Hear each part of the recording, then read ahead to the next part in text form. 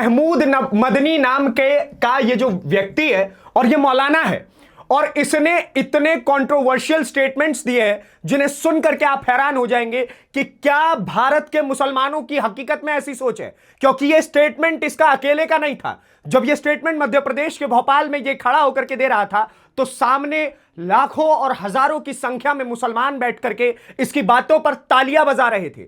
और बड़ी हैरानी की बात है कि उनमें से किसी ने भी ताली बजाते हुए अपने चेहरे पर संकोच नहीं दिखाया। अब मैं आपको बताता हूं कि इनके स्टेटमेंट क्या थे, लेकिन उससे पहले मैं आपको बताना चाहूंगा कि यह स्टेटमेंट दिया गया है नेशनल गवर्निंग बॉडी का जो संयोजन होता है, उसी में जमीयत उलमाए हिंद का यह बहुत बड़ा प्रोग्राम था और वहीं पर खड़े होकर के मौलाना मदनी द्वारा इस प्रकार का बयान दिया गया। आप सबसे पहला बयान देखिए। सरकार के, इसमें लिखा हुआ है सरकार के दबाव में काम कर रही है अदालतें, और यह मौलाना मदनी का बयान रहा है कि सरकार के दबाव में अदालतें काम कर रही है। यह आरोप इन्होंने लगाया। उसके पीछे का कारण इन्होंने क्या दिया है कि राम मंदिर का फैसला जो था वो सरकार के दबाव में दिया गया। तो मैं ये जानना चाहता हूं मौलाना मदनी से कि आपके ऊपर कि जब इशरत जहां को डिफेंड करना होता है तो रात के 1:30 से 2 बजे भी आपको कोर्ट खुलवाने में कोई संकोच नहीं होता है, और उस कोर्ट के न्याय पर आप उस समय में बड़ा भरोसा करते हैं जब आपके हिस्से का न्याय दे।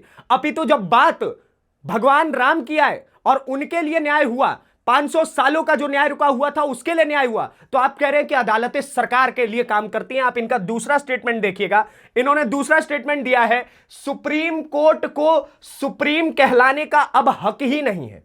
इनका कहना है कि सुप्रीम कोर्ट अब सुप्रीम नहीं रह गया है, अब वो कोर्ट ही रह गया है मात्र, और वो भी सरकारी कोर्ट हो गया, सरकार के नाम पर काम करने वाला कोर्ट हो गया, ऐसा मौलाना मदनी का आरोप है। तो मैं तो चाहता हूं कि सुप्रीम कोर्ट ऑफ इंडिया इस पर सुओ मोटो ले और इनको बोले कि तुम्हारी हिम्मत कैसे हुई, तुम सुप्रीम कोर्ट के ऊपर प्रश्नवाचक चिन्ह खड़ा करोगे। तो मैं तो समझता हूं कि सुप्रीम कोर्ट को इस चीज के ऊपर सुओ मोटो लेना चाहिए और इनके ऊपर कंटेम्प्ट ऑफ कोर्ट लगाइए कि इनकी हिम्मत कैसे हुई कि इन्होंने सुप्रीम कोर्ट के ऊपर टिप्पणी कर दी। आप इनका एक और अगला बयान सुनिए जिसमें ये कह रहे हैं कि जब जब जुल्म होता है, बड़ा खतरनाक बयान है दोस्तों, बहुत ही खतरनाक बयान। इससे सोच जाहिर होती है मौलाना मदनी की कि वो भारत को किस प्रकार से 2047 तक की सोच के साथ चल रहा है कि हमें गजवाए हिंद करना है, हमें भारत को इस्लामिक राष्ट्र बनाना है। इनकी सोच देखिए, जब जब जुल्म होगा तब तब जिहाद होगा। इन्होंने साफ तरीके से कहा है कि जब जब जुल्म होगा तब तब जिहाद होगा। इनके हिसाब से, मौलाना मदनी के हिसाब से, भारत के मुसलमानों के ऊपर जुल्म हो रहा है और उसके बदले में मौलाना मदनी जो है वो जिहाद करेंगे। अब जिहाद का अर्थ क्या है? क्या ये लैंड जिहाद है? क्या ये थूक जिहाद है? क्या ये दस्तावेज जिहाद है? क्या ये जींस जिहाद है? हजारों प्रकार के जिहाद है, लव जिहाद है। तो क्या इन प्रकार के जिहाद को आगे बढ़ाने का काम, आगे लाने का काम मौलाना मदनी करना चाहते हैं और इसलिए इस प्रकार के स्टेटमेंट्स दे रहे हैं? यह बहुत बड़ा सवाल है कि मौलाना मदनी की सोच क्या है भारतवर्ष को लेकर के।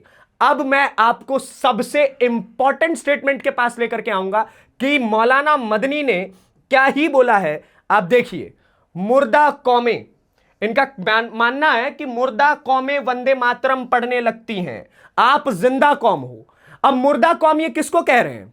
क्या हिंदुओं को, क्या सनातनियों को मुर्दा कौम कहा जाएगा? और इस देश का, मैं समझता हूं कि वंदे मातरम हमारा जो राष्ट्रीय गीत है उसे इस देश के 151 करोड़ की जनसंख्या को गाना चाहिए और पढ़ना चाहिए, हर सुबह पढ़ना चाहिए, हर दिन में आपको वो एक बार तो कम से कम वो गीत गाना चाहिए, ताकि आप इस भारत को, जो कुछ इस भारत मां ने आपको दिया है, आप उसके लिए उन्हें धन्यवाद तो कर सको। लेकिन इनके हिसाब से हिंदू, सनातनी या फिर जितने भी वंदे मातरम बोलने वाले लोग हैं वो सभी के सभी मुर्दा है।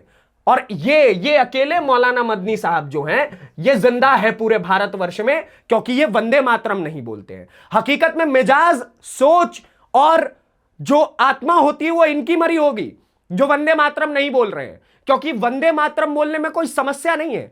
आप अपने देश के प्रति अपना स्नेह और अपना प्रेम दिखा रहे हैं, इसमें समस्या क्या होनी चाहिए? लेकिन मौलाना मदनी का कहना है कि मुर्दा कौमें ही वंदे मातरम बोलती हैं। और ये सब कुछ जो मैंने आपको बताया कि भोपाल में किस प्रकार के स्टेटमेंट्स इन्होंने दिए, नेशनल गवर्निंग बॉडी का जो ये संयोजन था, और उसी प्रोग्राम में जमीयत उलमा ए हिंद का ये प्रोग्राम था, जहां पर मौलाना मदनी द्वारा, महमूद मदनी द्वारा इस प्रकार के स्टेटमेंट्स दिए गए, और अपने आप में ये सोच जाहिर करता है कि ये हो या फिर इनके सामने खड़ी वो हजारों की जो मुसलमानों की भीड़ थी, उनका क्या सोच है, उनकी क्या सोच है भारत को लेकर के, कि क्या वो इस भारत में जिहाद करेंगे, क्या वो इस भारत में वंदे मातरम बोलने वालों को मुर्दा बोलेंगे, या फिर भगवान श्री रामचंद्र जी के पक्ष में जिस अदालत ने 500 सालों बाद न्याय किया, उस अदालत को ये बोलेंगे कि ये सरकारी अदालत है। ये सारे के सारे सवाल महमूद मदनी के ऊपर बनते हैं कि महमूद मदनी इस देश में अकेले ही बहुत बड़े नेता नहीं हो गए, या अकेले ये मौलाना नहीं हो गए, पूरे इस्लाम के ठेकेदार और पूरे भारतवर्ष के ठेकेदार अकेले महमूद मदनी या फिर मौलाना मदनी जैसे लोग नहीं हो सकते हैं। ये लोग सिर्फ और सिर्फ इस देश में लोगों को भड़काने का काम करते हैं। अपनी राजनीति, इनका जो ये पद है ना मौलाना, ये पद सिर्फ इसी बेस पर बचा हुआ है कि कैसे भी मैं मुसलमानों को डराऊं, और जितना मैं डराऊंगा ये मुझे उतना ही पूजेंगे। इनको लगेगा कि मैं इनका पैरोकार हूं और मैं इनके लिए काम करता हूं, मैं पूरे विश्व भर में जाकर के इनके लिए लड़ता हूं। बट हकीकत यह है कि ऐसे ही लोगों ने कहीं ना कहीं इस्लाम को पीछे लाने में अपना सबसे बड़ा रोल निभाया है। जिन बच्चों को वंदे मातरम पढ़ना चाहिए, उन बच्चों को यह बोल रहे हैं कि मुर्दा मत बनना, जिंदा कौमें, हम लोग जिंदा कौम है, तो जिंदा कौमें वंदे मातरम नहीं बोलती हैं। अच्छा, वंदे मातरम क्यों नहीं बोलिएगा? तो वंदे मातरम में इनको लगता है कि सनातन का कल्चर है वो, और ये हिंदुइज्म का कल्चर है कि वो लोग वंदे मतलब भारत को मां मान करके उसकी पूजा कर रहे हैं, और इनके हिसाब से ये सिर्फ पूजा एक की करते हैं, अल्लाह की करते हैं। तो आप इस देश में रह क्यों रहे हैं? अगर आपसे वंदे मातरम बोला नहीं जा सकता है तो आप इस देश में क्यों रह रहे हैं? आप ऐसे देश में चले जाइए। There are so many Arab countries जो आपको इस प्रकार की जबरदस्ती नहीं करेगी। परंतु मेरे हिसाब से अगर आप इस देश में रह रहे हैं, इस देश ने आपको अनाज दिया, इस देश ने आपको चलने के लिए सड़कें दी, इस देश ने आपको इस पद पर, इस मौलाना के पद तक पहुंचा दिया, इस देश ने आपको इतने हजारों की भीड़ के सामने खड़े होकर के बात रखने का जो जज्बा दिया है, आप उस चीज का धन्यवाद अगर वंदे मातरम बोल करके नहीं कर सकते हैं महमूद मदनी और मौलाना मदनी, तो ये बहुत गलत है। आपको ये चीज सोचनी पड़ेगी और इस चीज के ऊपर काम करिए, अपने विचारों के ऊपर काम करिए। ठीक है, नाम के पीछे मदनी लगाने से आदमी मदनी नहीं होता है, और वही चीज आप दिखा रहे हैं कि आप किस प्रकार से गलत फायदा उठा रहे हैं मुसलमानों का, उनकी सोच का, और उन लोगों के। और मेरा सवाल तो उन लोगों से भी है कि आप में से एक भी खड़ा होकर के ये नहीं खड़ा होकर के उसने विरोध नहीं किया इस बात का कि आप कम से कम वंदे मातरम के ऊपर अपनी राजनीतिक टिप्पणी तो मत करिए। और वो जो कॉन्क्लेव था, वो जो भी कॉन्क्लेव वहां पर हुआ है, वो जो मीटिंग वहां पर हुई है, नेशनल गवर्निंग बॉडी की मीटिंग जो थी, वो इस्लाम के लिए होनी चाहिए ना। जमीयत उलमाए हिंद इस्लाम के लिए काम करता है।